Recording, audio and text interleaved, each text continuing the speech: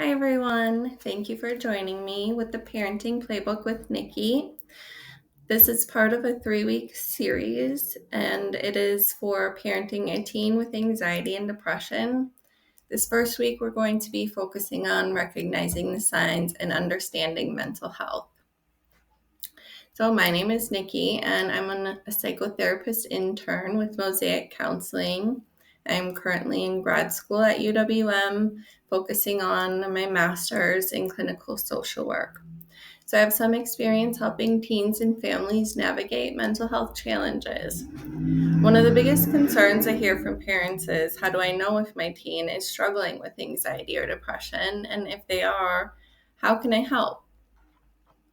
So this week we'll be focusing on recognizing those signs and understanding the symptoms and how we can help our teens. So the overview of today's topic is recognizing the difference between normal teen behavior and mental health struggles, understanding the signs of anxiety and depression, and what parents can do to provide some early support. And mental health refers to a person's emotional, psychological, and social well-being, and it affects how we think, feel, and behave in everyday life.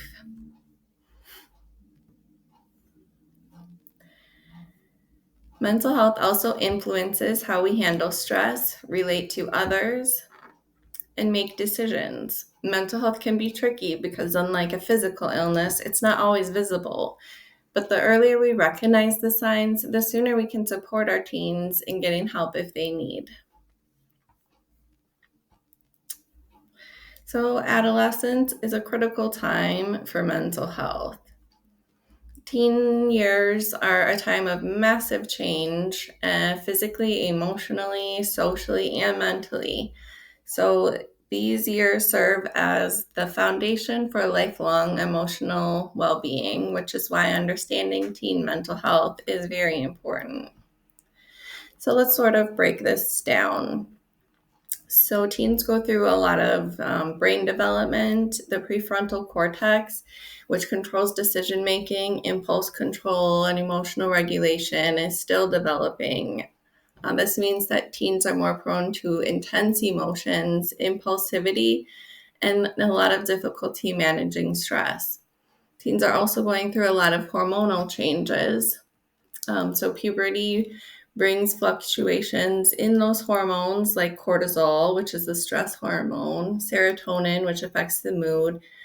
And these shifts can lead to increased emotional highs and lows, making teens vulnerable to anxiety and depression. Also, increased expectations and independence. As kids grow into teens, they start facing higher expectations at school, at home, and even in their social circles. So they may begin to question their identity, dealing with body image issues, and feeling pressure to fit in. And they also have to deal with a lot of social comparisons and the digital age. So, unlike previous generations, today's teens live in a world where social media is plays a major part in their life and sort of in their role of self-perception. So, this constant exposure to these curated highlight reels of others' lives can lead to increased feelings of inadequacy, loneliness, and anxiety. A lot of people post online just the major things in their lives, the fun things. We don't ever get to see, the sad things in people's lives. So this creates expectations that our teens need to be perfect all the time. So some common stressors for teens and their impacts on mental health.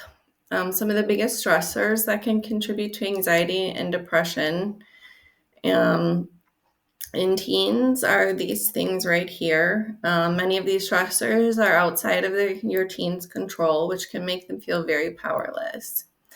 So the first one is academic pressure. Many teens feel the pressure to get good grades, take these AP classes, also join extracurriculars, plan for college. And if they struggle academically, They may start to feel like a failure, which can severely damage their self-esteem and eventually lead to anxiety and depression. They also have a lot of social challenges.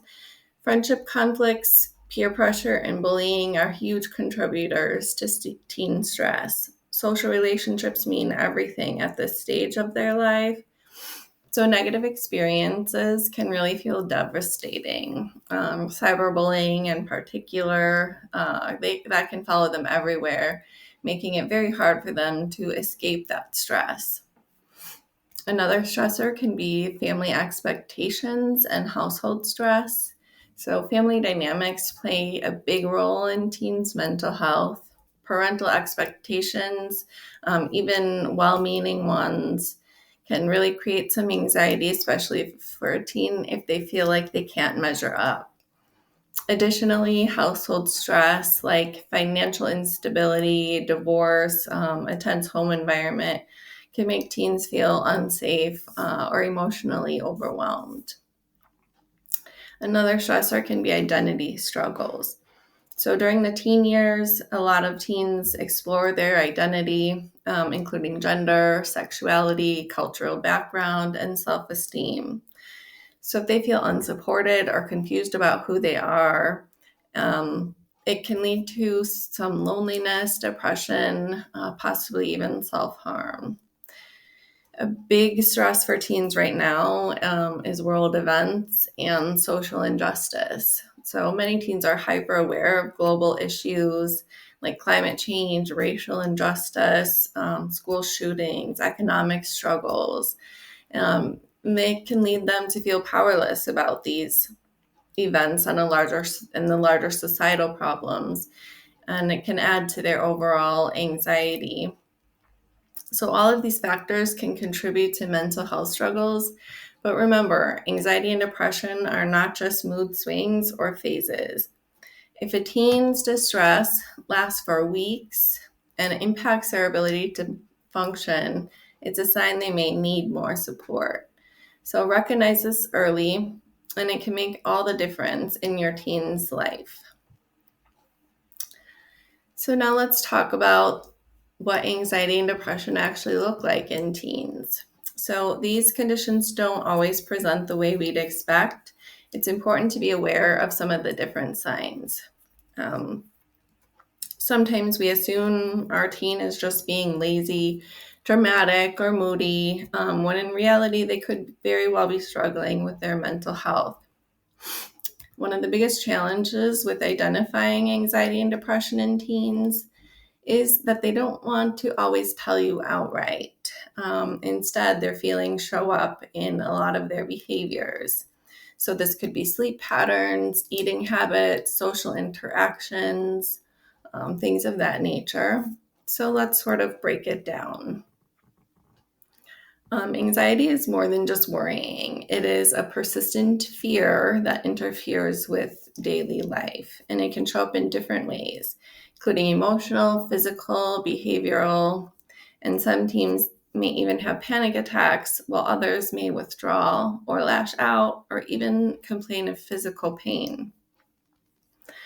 This can sort of look like excessive worry or fear, which is constantly overthinking or imagining worst case scenarios, worrying about things that haven't happened yet, frequently asking for reassurance, or feeling overwhelmed by simple directions. So, for example, a teen who used to enjoy school starts suddenly having stomach aches every morning and begs to stay at home.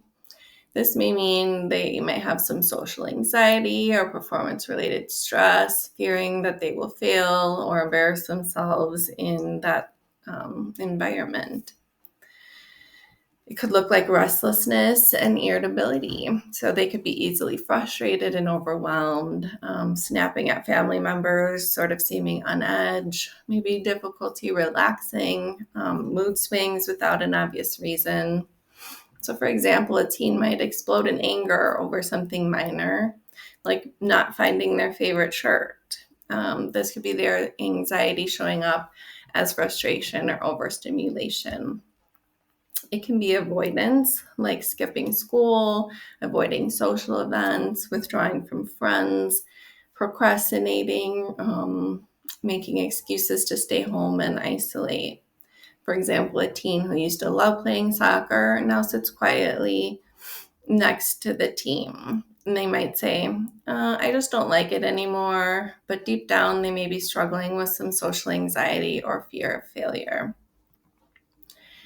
Anxiety can show up in physical symptoms like frequent headaches, stomach aches with no medical explanation. There can be a lot of muscle tension, jaw clenching, nail biting, dizziness, nausea, rapid heartbeat. Some teens with anxiety frequently visit the school nurse complaining of feel sick, when in reality it's their body reacting to the stress. Anxiety and depression can also create some sleep disturbances, so they can have trouble falling asleep, trouble staying asleep, like they wake up multiple times during the night. They can experience night sweats, nightmares, and even feeling exhausted after a full night of sleep. So, for example, a teen might stay up till 3 a.m. because they can't stop thinking about an upcoming test. They're sort of ruminating and replaying all worst case scenarios in their head. And signs of depression in teens. Depression isn't just sadness, it's a persistent feeling of hopelessness and a lot of lost interest in life in general. So, teen depression a lot of times goes unnoticed because it always doesn't look like extreme sadness. Instead, it can appear as irritability, fatigue, or physical pain.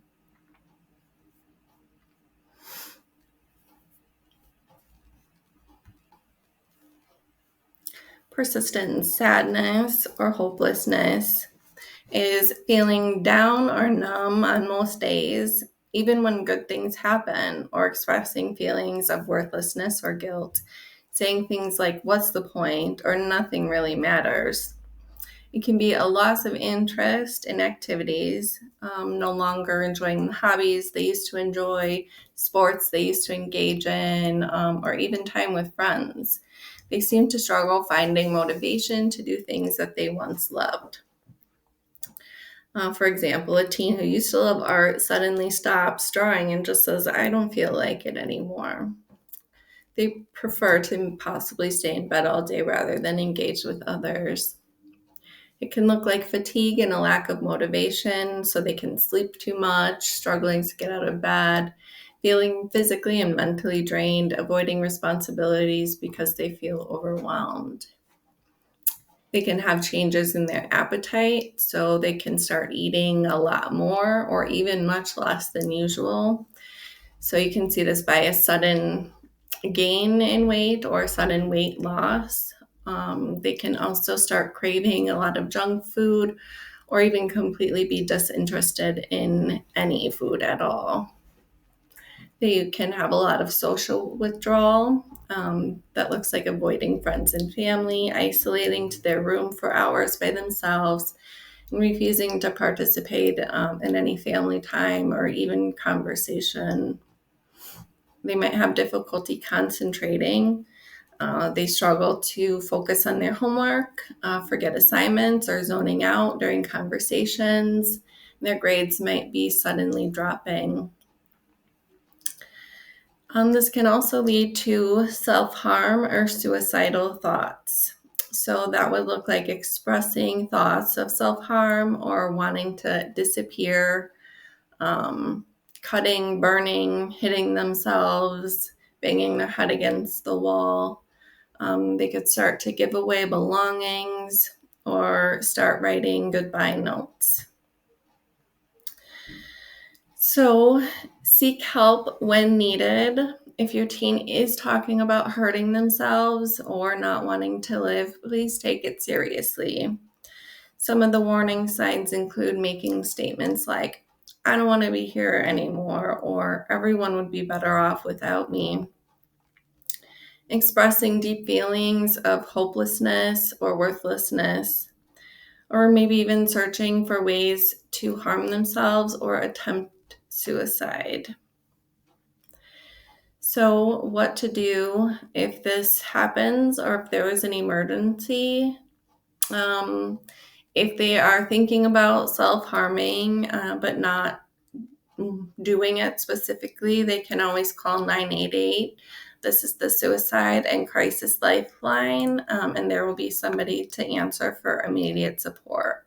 If it's a little bit more serious and they're starting to self-harm, or they are saying, I don't want to be here, I don't want to live this life anymore, I want to sleep forever, you can take them to the nearest emergency room or speak with a mental health professional right away.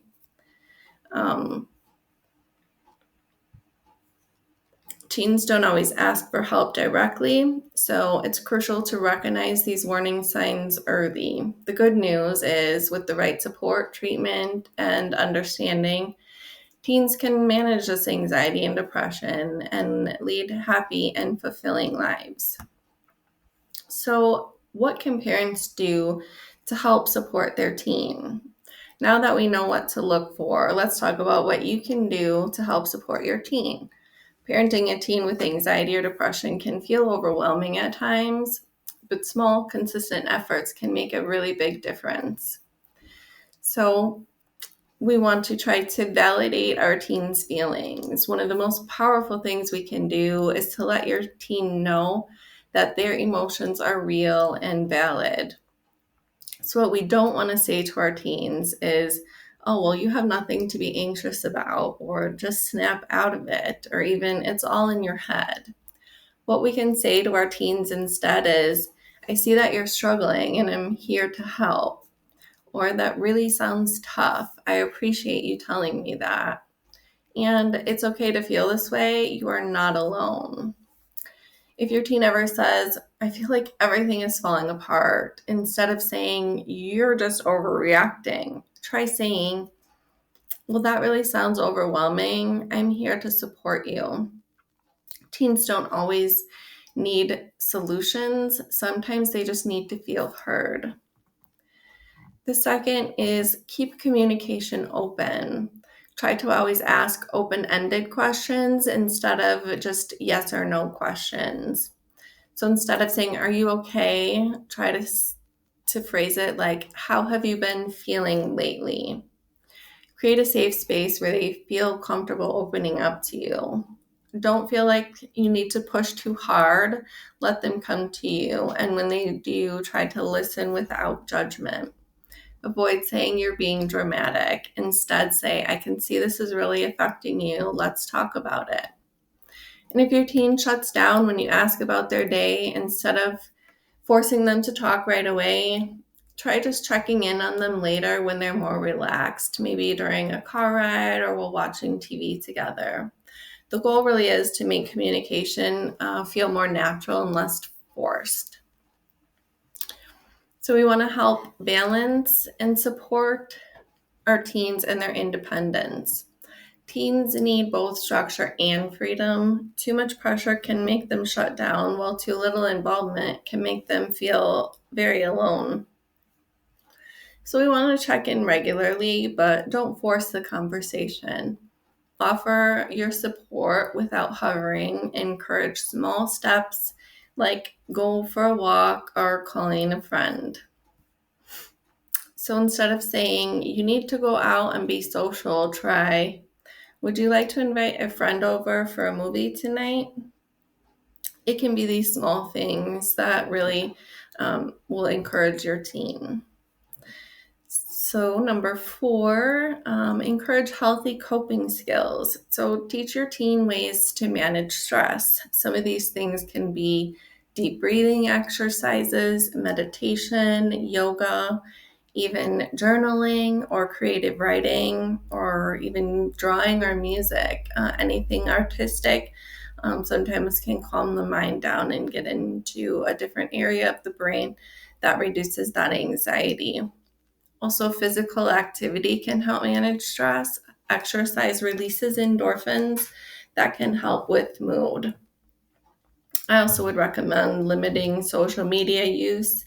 Too much time online can really increase that anxiety and depression, and also self-comparison. Try to limit the screen time boundaries, especially before bed. which also gets into prioritize their sleep. So teens need about 8 to 10 hours of sleep per night, and encourage a bedtime routine, especially no screens about 30 minutes before bed. This helps the brain to sort of relax and go into that state, and help you get a better, deeper sleep. And also, we want to seek professional help when needed. So, if anxiety or depression is interfering with your teen's daily life, don't hesitate to get them some professional support. Therapy, counseling, even school based mental health services can really be game changers. So, maybe consider therapy if your teen is struggling with daily tasks, withdrawing from loved ones, or showing signs of self-harm. Many schools offer counseling services. You can check with the school counselor. Encourage but don't force therapy. Let them be a part of the decision-making process. If they decide they are the ones that want to go and talk to somebody, it is going to be more beneficial in their treatment rather than forcing them to go. And then that can lead to more depression and some resentment in the end. So try to have them be part of making that decision. You are not failing as a parent if your teen needs professional help. Mental health support is just as important as regular medical care. And at the end of your day, at the end of the day, your teen doesn't need you to have all the answers. They just need to know you're in their corner. So by validating their feelings and keeping communication open and providing the right support, you really are making a huge difference. So thank you all for joining me. I really appreciate you being here. And next week, we're going to dive into the topic of supporting your teen without enabling them. So parenting a teen with anxiety and depression can be tough, but you are not alone. Your support matters more than you know, and by learning and showing up for them, you've already made a difference. So I hope this video was helpful. Please give it a like and share it. I hope to see you next week. Thank you again for joining me. If you have any questions, please feel free to email me. My email is nicole@mosaiccounseling-wi.com. And if you or your teen are looking for further support, you can go to the Mosaic Counseling website at mosaiccounseling-wi.com. Please reach out if you need anything, and I will see you next week. Thank you so much.